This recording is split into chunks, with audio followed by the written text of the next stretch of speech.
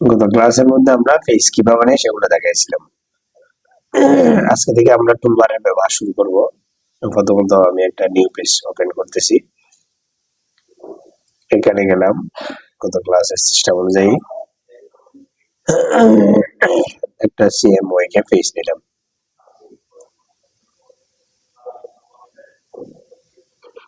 তো আমি একটা ছবি ওপেন করি, ওপেনে গিয়ে যে কোনো ছবি ওপেন করার ফাইলে গিয়ে ওপেনে ক্লিক করার পর তো এখান থেকে বা যেখানে আমি ছবি রাখছি ওখানে যাব। ধরো ডেস্কটপ থেকে আমি যে কোনো একটা বিষয়, যে কোনো একটা ছবি আমি নিলাম। ছবিটা আসতেছে না, একটা ছবি নিচ্ছি।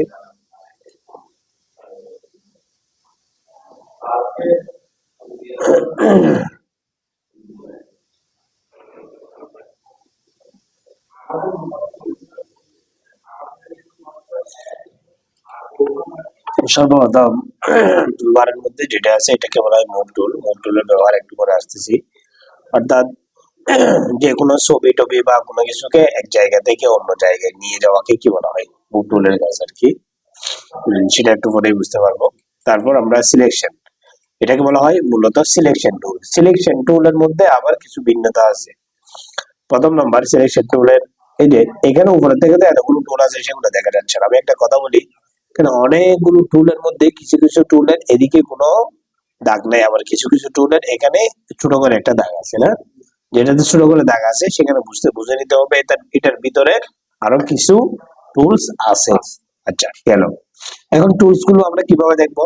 টুলস গুলো দেখার জন্য দুইটা অপশন, একটা অপশন হচ্ছে মাউস পয়েন্টারকে যদি চেপে ধরে থাকি সেখানে এগুলো বের হবে, অথবা রাইট বাটন ক্লিক করলেও কিন্তু এগুলো বের হবে। অর্থাৎ টুল বারের উপরে বা টুলের উপরে রাইট বাটন ক্লিক করলেও কিন্তু ভিতরে টুলগুলো বের হবে, অথবা মাউস পয়েন্টার দিয়ে চেপে ধরে থাকলেও কিন্তু ভিতরে টুলগুলো কি হবে, বের হবে। আচ্ছা গেল। এরপর রেক্টেঙ্গুলার মার্কি টুল। প্রথমত রেক্টেঙ্গুলার মার্কি টুল, ছবিটাকে একটু জুম দিলাম। চতুর্ভুজ আকারে কোনো কিছু সিলেকশন করা, যেমন মাউস পয়েন্টার এরকম করে ড্রাগ করলাম, এটা একটা সিলেকশন তৈরি হয়ে গেল না? এই সিলেকশনের মধ্যে আমরা কয়েকটা কাজ করতে পারবো। সর্বপ্রথম কালার অ্যাপ্লাই করতে পারবো, যেমনটাকে এখানে উপরের কালারের নাম কি বলছিলাম, ফরগ্রাউন্ড কালার, আর নিচের কালারের নাম হচ্ছে যে ব্যাকগ্রাউন্ড কালার। ফরগ্রাউন্ড কালার কোনো সিলেকশন অ্যাপ্লাই করার জন্য আমাদের কি করতে হবে, কন্ট্রোল থেকে অল্টার ব্যাক স্পেস দিতে হবে। কি দিতে হবে? অল্টার চেপে ধরে ব্যাক স্পেস চলে আসলো। আমি কন্ট্রোল জেড দিয়ে আগের অবস্থায় চলে আসলাম। এরপরে ব্যাকগ্রাউন্ড কালার দেওয়ার জন্য কন্ট্রোল ব্যাক স্পেস চলে আসলাম। তাহলে এই সিলেকশনের মধ্যে সর্বপ্রথম কাজ হচ্ছে আমরা চাইলে সেখানে কোনো একটা কালার অ্যাপ্লাই করতে পারবো প্রথম।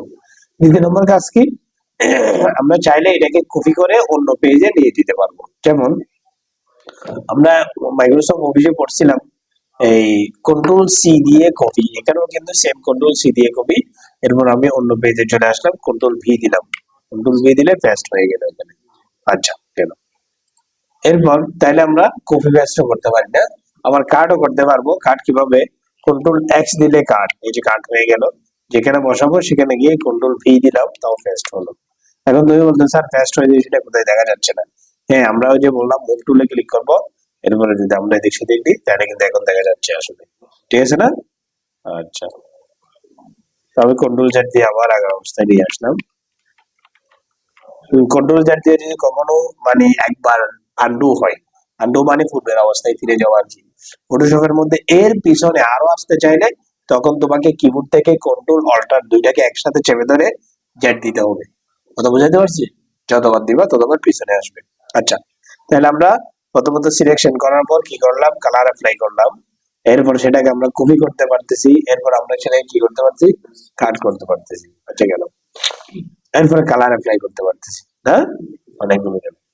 আচ্ছা, এরপর চাইলে আমরা এখান থেকে মুভ টুল দিয়েও কিন্তু এটাকে সরাই নিতে পারি, এদিক সেদিক নিতে পারি।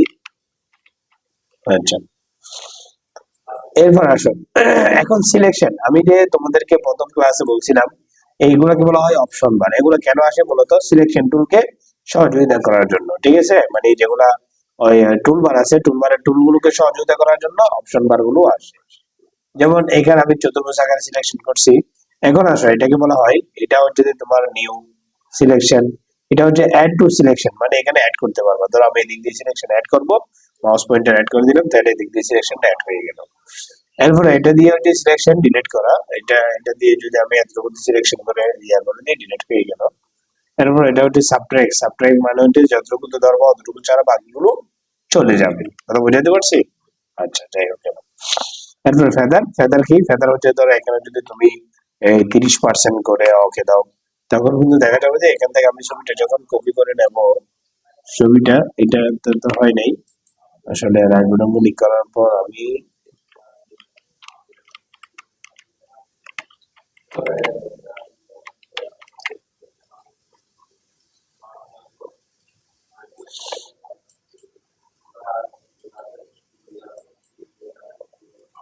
ফেদার, ফেদারের মধ্যে 30 দিয়ে যদি ওকে দিই, এই যে এখন দেখবা তুমি এই ছবিটা নিয়ে যাওয়ার সময় এটা আগে যেরকম সম্পূর্ণ চতুর্ভুজ আকারে গেছে সেটা না গিয়ে এখন যে পাশগুলো আছে পাশগুলো কিন্তু একটু ঝাপসা টাইপের হয়ে গেল না?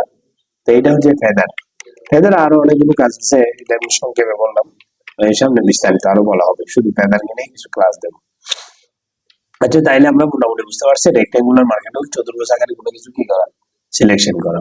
এটা বুঝে থাকলে বাকিগুলো আমাদের বুঝতে সহজ হবে। ইলিপ্টিক্যাল মার্কেট হল এটা হচ্ছে গোলাকার ভিত্তিতে কোনো কিছুকে সিলেকশন করা। এই যে মাউস পয়েন্টার এখানে ড্র্যাগ করলাম, ড্র্যাগ করার সাথে সাথে এটা গোলাকার ভিত্তিতে কি হয়ে গেল, সিলেকশন হয়ে গেল। এখন এটাকে চাইলে, এখন অনেকে প্রশ্ন করতে পারো স্যার সিলেকশন এখানে হয়ে গেছে, উপরে কিভাবে যাব? যদি সিলেকশনটা একবার ড্র্যাগ করে ফেলি তাহলে এটাকে নড়াচড়া করার সুযোগ নেই, তাহলে কি করতে পারি, আমি কন্ট্রোল ডি দিয়ে সিলেকশনটা ডিলিট করে ফেলবো। এবার ধরো আমি যখন সিলেকশন দেব, দেওয়ার সময় যদি আমাদের দেখতেছি যে না ওর মাথাটা ধরতেছে না, না, তখন আমি এই তোমার কি স্পেস বার চেপে ধরে রাখলে তখন আমি মাউসটাকে যেদিকে ইচ্ছে সেদিকে ঘুরাইতে পারবো। এই দেখছো পুরো বৃত্তটা চলে যাচ্ছে দেওয়ার সময় সেটা, ঠিক আছে? হ্যাঁ, এটা দিয়ে ছেড়ে দাও, সেটাই বরাবর হয়ে গেল। তো এটা করার পর আমাদের সবগুলো কাজ সেম, কালার অ্যাপ্লাই করতে পারবো অল্টার ব্যাকস্পেস দিয়ে। এরপর তো আমি কন্ট্রোল সি দিয়ে কপি করে অন্য জায়গায় কন্ট্রোল বি দিয়ে পেস্ট করতে পারবো, আবার কন্ট্রোল এক্স দিয়ে কাট করে অন্য জায়গায় ভি দিয়ে পেস্ট করতে পারবো, সবকিছু করা যাবে, ঠিক আছে? আচ্ছা, তাহলে আমি সিলেকশনটা ডিলিট করার জন্য কন্ট্রোল কি দিলাম, ডি ডি, সিলেকশন। এরপর এখানে একটি সিঙ্গেল রো মার্কেট ও single column marked. Single row marked মানে কি, ধরো কিছুক্ষণের জন্য আমি চাচ্ছি চতুর্থ বরাবর আড়াআড়িতে একটা কি তৈরি হোক, সিলেকশন তৈরি হোক।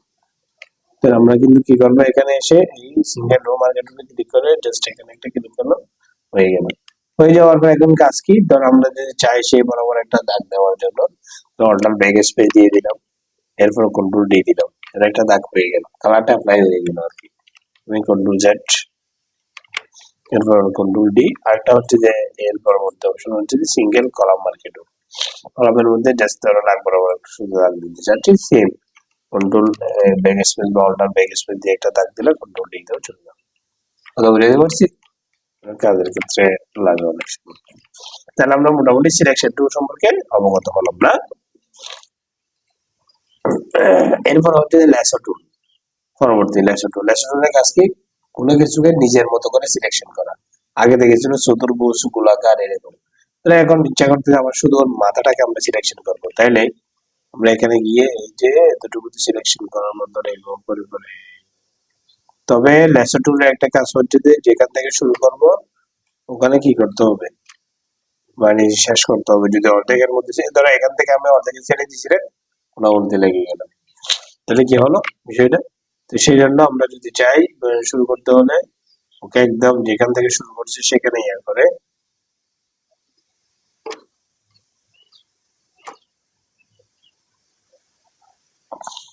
আমরা আমার মতো করে ইয়ে করতেছি। আপনি তোমরা অনেক নিখুঁত ভাবে করতে হবে, আমাদেরকে কাজটা শিখতে হবে, বুঝতে পারছো? এই যে একদম শুরু টেনে লাগাই দেবো, তাহলে কিন্তু বরাবর হলো।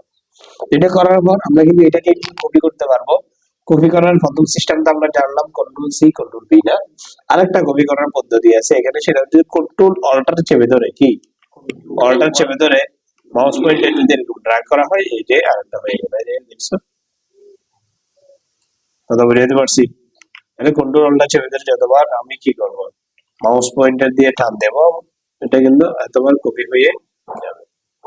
কথা বুঝাতে পারছি? অনেকগুলো মাথা হয়ে গেল, ঠিক না? কন্ট্রোল কন্ট্রোল অল্টার চেপে ধরে রিসেট দিতে দিতে আমি আগের অবস্থায় চলে আসলাম। তাহলে ল্যাসো টুলের কাজ কি, তাও সিলেকশন করা, তবে আমার মনের মতো করে যেদিকে ইচ্ছে সেদিকে আমি মাউসটা নিয়ে যেতে পারবো। কথা বোঝাতে পারছি? এরপর হচ্ছে পলিগনাল লেসো টুল। পলিগনাল লেসো টুল হচ্ছে যে তোমার এই যেখানে ক্লিক করবে সেখানে লেসার মতো লাগ যাবে, এই যে তুমি একটা একটা ক্লিক করে করে তুমি সেখানে যাইতে পারো। এটা কিন্তু একটা সহজ, আঁকা বাঁকার মধ্যে সোজা করে সিলেকশন করার জন্য এগুলো মূলত ব্যবহার হয় আর কি। ঠিক আছে? হ্যাঁ, আমি এমনি মোটামুটি তাড়াতাড়ি করে নিয়ে আসতেছি, এগুলো ফ্যাক্ট না। তো যেখান থেকে শুরু করছে ওখানে কি করতে হবে, শেষ করতে হবে। যেখান থেকে শুরু হয়েছে গোড়ার সাথে লাগা দিতে হবে। এটা করার পর তাও সবকিছু করতে পারবো, কালার অ্যাপ্লাই করতে পারবো, কন্ট্রোল সি দিয়ে কপি, বি দিয়ে পেস্ট এটা কাট করতে পারবো, এরপর কন্ট্রোলটা চেপে ধরে তাও কিন্তু কপি করতে পারবো। ঠিক আছে? হ্যাঁ, আবার সিলেকশন এদিক দিয়ে বাড়াইতে পারবো, কমাইতে পারবো, একটু দিয়ে আমাদের কি লাগে এই মানে এটা এটা বাড়াইতে হয়, তাহলে অবশ্যই বাড়াইতে পারবো এখানে। দেখছো বাড়ি গেছে, ঠিক না? হ্যাঁ, আবার কমাইতে চাইলে কমাইতে পারবো, সবকিছু আগের মতো। আচ্ছা, আমি কন্ট্রোল ডি দিয়ে আগের অবস্থায় ফিরে গেলাম। এরপর হচ্ছে যে এদিক দিয়ে এই ম্যাগনেটিক লেসো টুল। ম্যাগনেট মানে কি? চুম্বক বলি না? তো এখানে এখানে ক্লিক করার পর আমরা কিন্তু কি করলাম, এই চুম্বকের মতো অটোমেটিকলি চলে যাচ্ছে না? এটা কিন্তু আসলে নিখুঁত হয় কখন, যখন কোনো একটা এক কালার বিশিষ্ট কোনো কিছুকে আমরা সিলেকশন করি। যেমন দেখো, না আমি এখানে একটা ক্লিক করলাম, ক্লিক করার পর মাউসটা এদিকে নিয়ে যাচ্ছে, অটোমেটিকলি কিন্তু কি হয়ে যাচ্ছে সিলেকশন, না হয়ে যাচ্ছে না?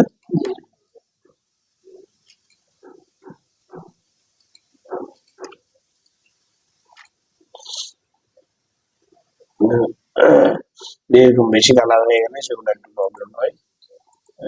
তবে হয়ে গেলে একদম পুরো সারাই কিন্তু কি সিলেকশনটা করে নিই,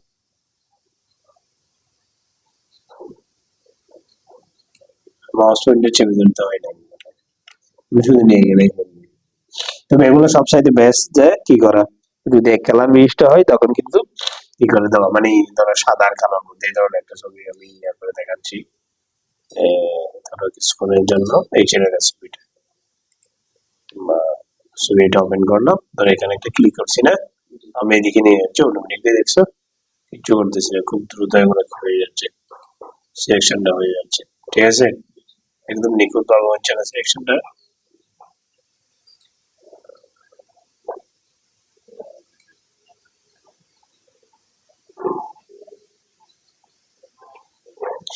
সিলেকশনটা একদম নিখুঁত ভাবে হয়ে গেল। ঠিক আছে?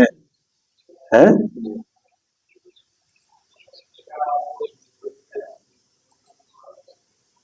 আমি এমনি মোটামুটি এখন সিলেকশনটা এই দিয়ে কমে গেল, বাড়ি গেল, এই ছিল আমার দেখার বিষয় না, মানে বিষয়টা আমি ওইটাই বুঝাতে চাচ্ছি, মানে সিলেকশনটা, অর্থাৎ এক কালার বিশিষ্ট হলে খুব দ্রুত কি করা যায়, সিলেকশনটা করা যায়। হুম।